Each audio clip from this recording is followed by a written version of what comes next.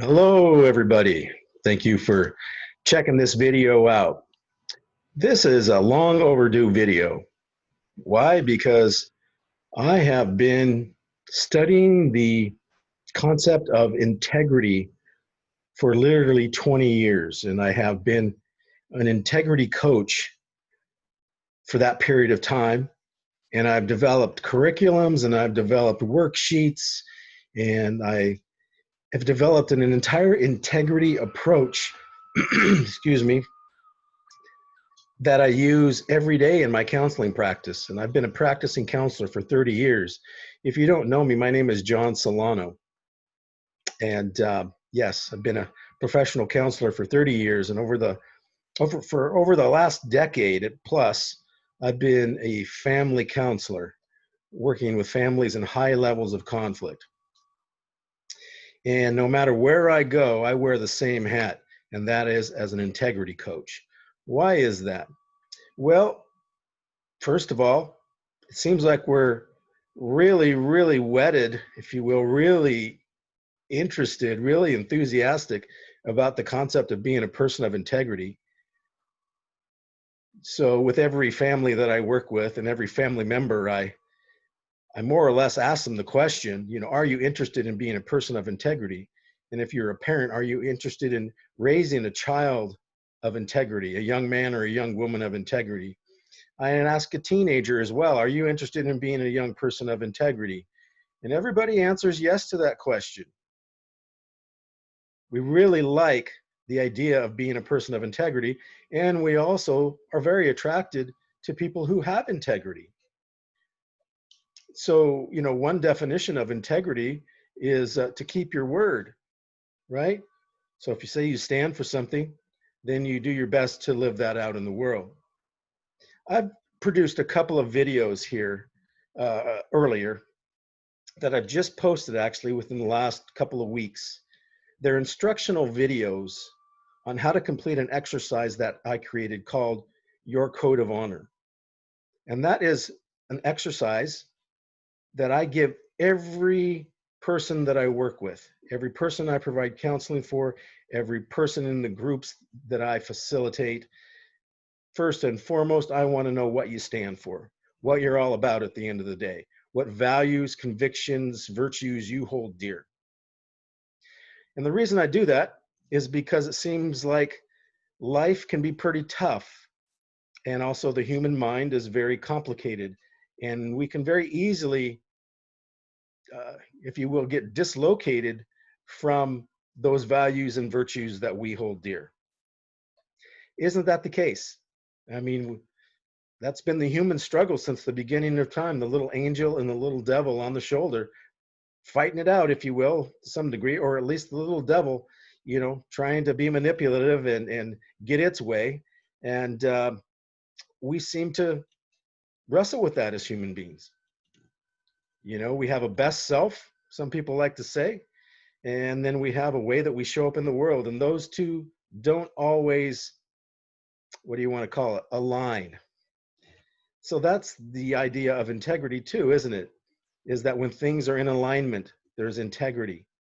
When things are out of alignment, there's a lack of integrity. There's a loss of integrity. And so from my counseling perspective, I have conversations about integrity. I help people figure out from the very beginning what it is that they stand for, what values and convictions they hold dear. And then I support folks in addressing whatever's getting in the way of them being true to themselves. Even a young person can make sense of that, right? When we're being true to ourselves, when we're staying true to our core values and convictions, we feel good about ourselves and our life goes pretty well. When we're not staying true to those convictions, life doesn't go well at all, for us on the inside, and mentally and emotionally and physically. We don't feel well. And when we're in alignment with those values and virtues, we feel pretty good. And I suppose that's always been true since the beginning of time as well. And that's why we strive towards that, because we get the signs and symptoms all the time about, what really is the point of life, and that is to mature, to go from a state of immaturity to maturity, or to go from a state of, you know, selfishness to, you know, to making a contribution in the world. You know, we can describe that in many different ways, but that seems to be the idea, that we really desire to be a person of integrity. And so I wanted to take some time today to invite you into this, because again, there have been hundreds of people that I've worked with, hundreds of adults and teenagers who are learning about this whole, what I call the integrity approach.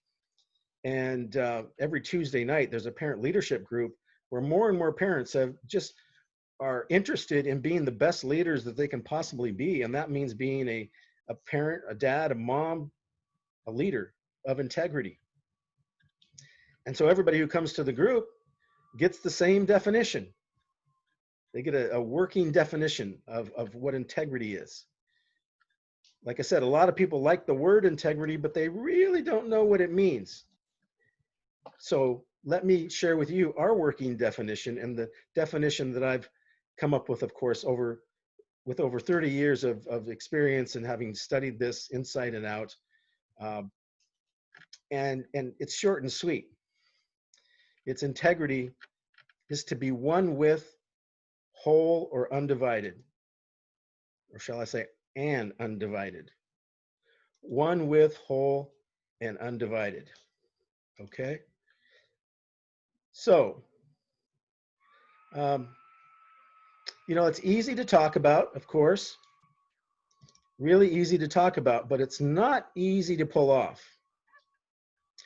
And I want to describe to you a little bit of you know, that journey, if you will, because a lot of times people say that they stand for certain things.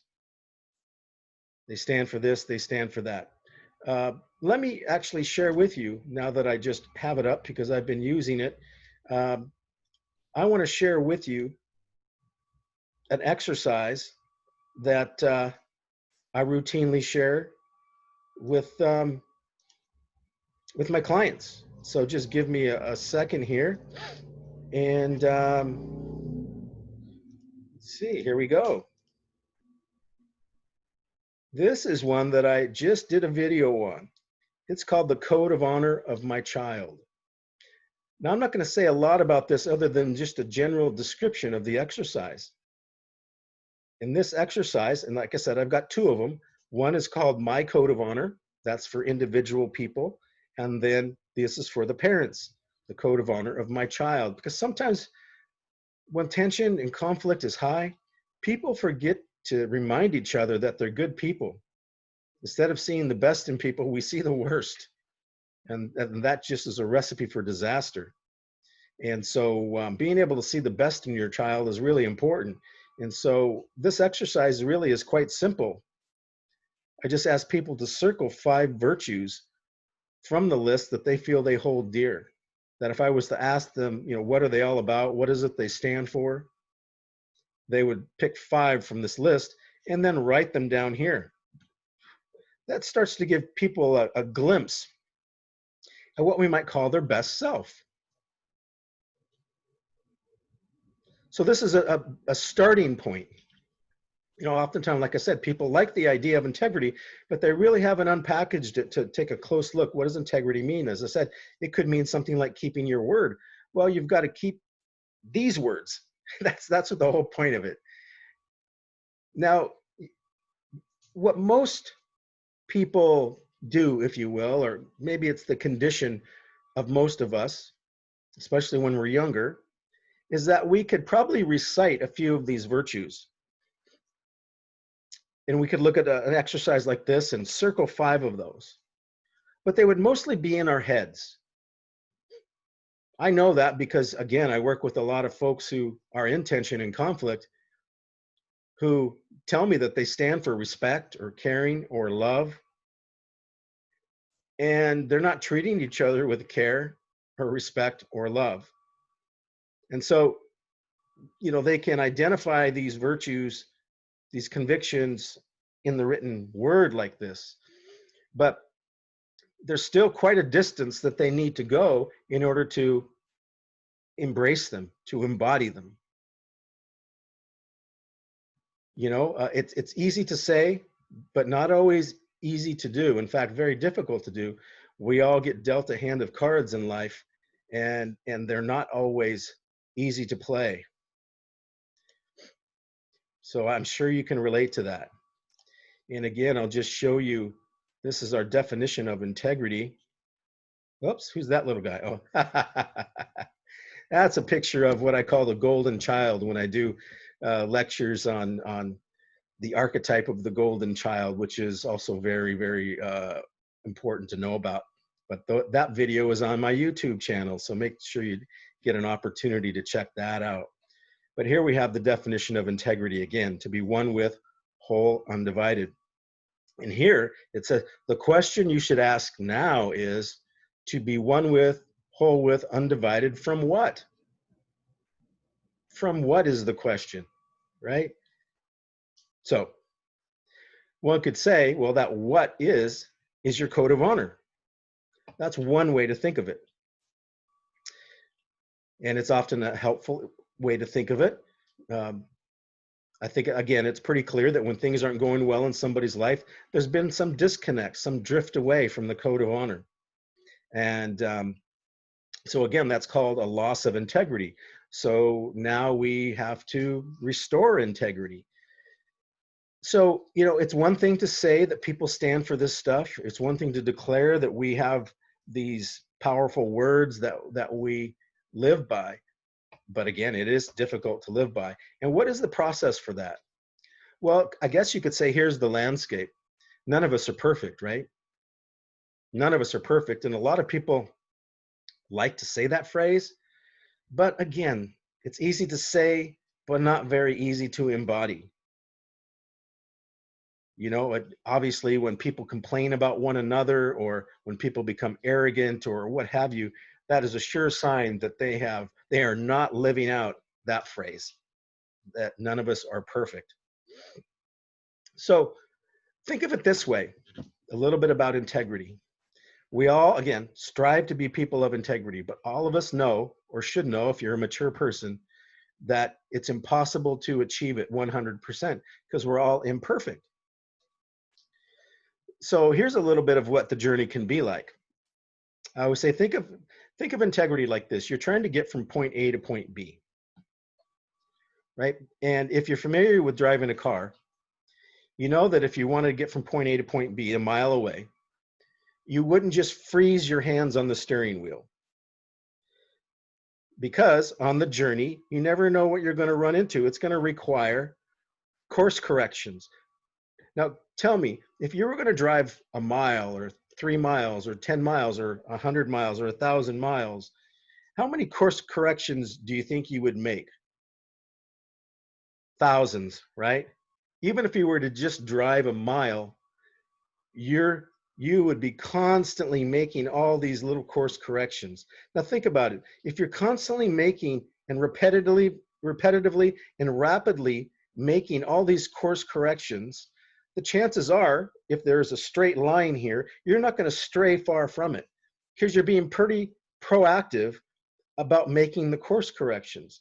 But what if you were a little bit slow, on the wheel here, and you made a big course correction and then a course correction, really slow, and you were responding fairly slowly to all the different bumps and ruts and things that can happen in the journey. What would happen is that eventually you would start to go way off the line, back and forth, weaving back and forth. And the chances are you might run into something. You might get into an accident. You could hurt yourself. So it's in our best interest when we're driving a car, isn't it, to make rapid, continuous course corrections. And when we do that, we can stay pretty close to a straight line and get where we need to be in a fairly quick way and a safe way. See, that's a fairly simple idea, isn't it, in terms of integrity? But here's the part that it seems like people don't want to do. People don't want to do the course corrections. We'll do it in a car. We've learned how to do it. We know the concept. In order to get safely from point A to point B in the most efficient way possible, we need to do this repetitive course correction thing, and we'll be okay. We'll get there. But when it comes to relationships, when it comes to marriages, when it comes to parent-child relationships, those rapid course corrections just don't happen very rapidly. Because how do we course correct in relationships? What we do know, here's the idea, is that the more we can embody our virtues, if you will, our convictions, the better off it will be. We can't just hold them in our heads, right? We've got to get them into our bodies so it can become once again natural and fluid. So in relationships, here's the deal. We're all in relationships with imperfect people. Remember? Number one kind of premise there is that we're all imperfect. Nobody's perfect. So we are going to step on each other's toes, and for a lot of different reasons, right? A lot of different reasons. It could be because of the way we were raised. It could be traumatic events. It could be upsets that we've had along the path, or it could be anything. There's a lot of reasons why we human beings become frustrated or angry or irritated, and we end up stepping on each other's toes. One of the sayings that I reminded somebody of recently is that hurt people, right? People who are hurt tend to hurt other people unless they practice the course corrections, right? So what is the course correction? If we live in a world where we are going to step on each other's toes, where we're going to hurt each other, and then when we're hurt, we may end up hurting other people if we're not careful. How do we stop ourselves from doing that, hurting other people? You know, how do we break that habit? It's kind of a nasty little cycle that can happen if we don't employ a certain virtue or certain practice, if you will. Simply put, the practice is to be accountable and responsible. In other words, you know, I'm sure that as a parent, if you're a parent, you want your children to be accountable and responsible, right? And mostly we would want them to be accountable and responsible when they have lost some integrity, when they've stepped over the line, when they've crossed a boundary, when they've done something that isn't a true reflection of their core values or virtues, right? We want people to practice accountability and responsibility.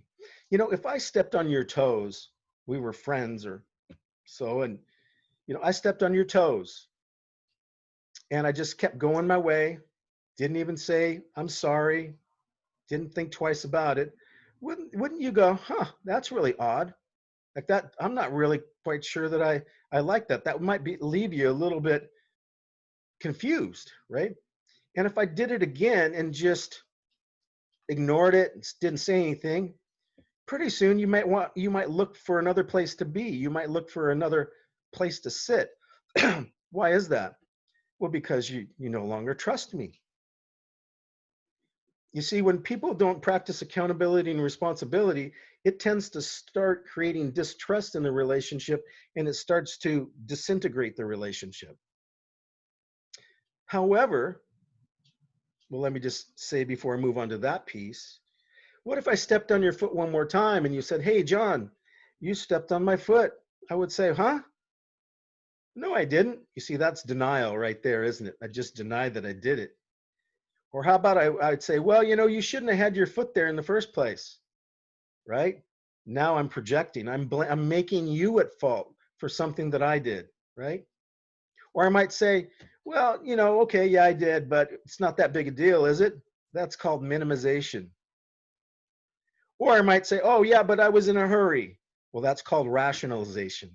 Those are defense mechanisms that people often use to escape accountability and responsibility. We don't want our children to do that, right? We don't like being around people who make excuses. We prefer to be around people who are accountable and responsible. So accountability done well, responsibility done well, restores integrity. But here's the deal. Why don't more people apologize for their behavior? You know how many people I encounter every day in my practice that just wish their parents would have apologized, or parents who wish their teens would just apologize, or couples where, nobody wants to apologize. It's one of those things that we teach little kids when they're, when at the very beginning, isn't it? How to socialize. And part of socializing is to be accountable and responsible. If you took your little friend's toy, if you bit your little friend while you were playing, mom or dad would grab them by the hand and take them back and say, hey, did you take this toy? Yeah, well, there's accountability. And responsibility is like, okay, now tell little Billy that, that you're going to give it back, and that you won't do that again, that you're sorry. And that's the responsibility part. We teach that from a very young age. And even if the child doesn't quite understand what that is about, that's okay. We can make it very simple, but it's important to start setting the groundwork, the moral groundwork, the moral fabric for that, to be accountable and responsible. Another thing about it, some people avoid it like kryptonite, and especially one of the big problems parents face is that if parents avoid accountability and responsibility and are not, therefore not role modeling it in the home, if they avoid it like the plague and their children are looking up to them as an example, and those children see that those parents are not embracing with appreciation, accountability, and responsibility, if those children are not looking up to their parents and seeing this paradoxical kind of mystery unfold, which is what? As you're accountable, you begin feeling better about yourself. It's a way to emotionally cleanse yourself and mentally cleanse yourself on a regular basis. And when parents avoid accountability and responsibility, or avoid apologizing, if they use those defense mechanisms that I spoke of, denial, projection, rationalization, minimization, then children, as they look up to their parents, they're asking themselves, why would I want to grow up? Why would I want to be like my mom and dad? They look miserable. They look scared. They look guilty. They look really uncomfortable when it comes to being accountable and responsible. Why would I want to be like them? Why would I want to grow up? They didn't grow up. They're not doing it. Why should I do it? And that's the kind of terrible kind of consequence that can come from that. So the other thing too is being accountable involves some risk, doesn't it? And being vulnerable. Some people might say also people's pride is involved. It deflates us a little bit. It leads us to humility, a healthy sense of humility. Humility is what allows habits to change. It allows us to have a change of heart. And when the heart begins to change, what's really happening is that we're beginning to embody the virtue. See, that's how we move the virtue out of our heads into our hearts and into our bodies, and how we become fluid with it. That's what conviction is called. Conviction is with adherence. There's a fusion that takes place between that virtue and the person. But no fusion can take place until humility is present. And for humility to be generated, there is risk and feeling vulnerable. And that's the recipe for all of us as human beings. And that's why some people avoid it like the plague, in my opinion. But parents and other people, you can create a living room. Home is where the heart is. In other words, to create a space where it's safe for people to take that risk and to become vulnerable. But as parents, we have to lead the way in that. We have to have led the way in being accountable, responsible, and experiencing humility. Otherwise, we can't create a safe living room if we ourselves don't feel safe with it. We can create a place like that in the workplace. But again, it's about the dirt under the fingernails work of being accountable and responsible, leading to humility, which restores integrity with myself. I realign myself with my core virtues, and I increase the cohesion, the adhesion between myself and that. I begin to embody the virtue.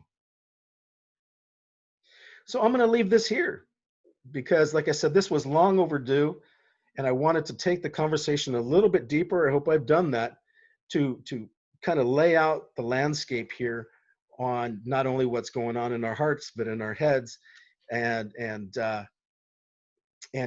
really just kind of explain this more. If you happen to be coming to the parent leadership group, or you like this idea of the integrity approach, and you like the idea of integrity, this is what it means. All right. So have a great day. If you'd like more information on the parent leadership group, um, or just have a question, feel free to get a hold of me. Leave it in the comment section, um, or message me with your email address. Take care now.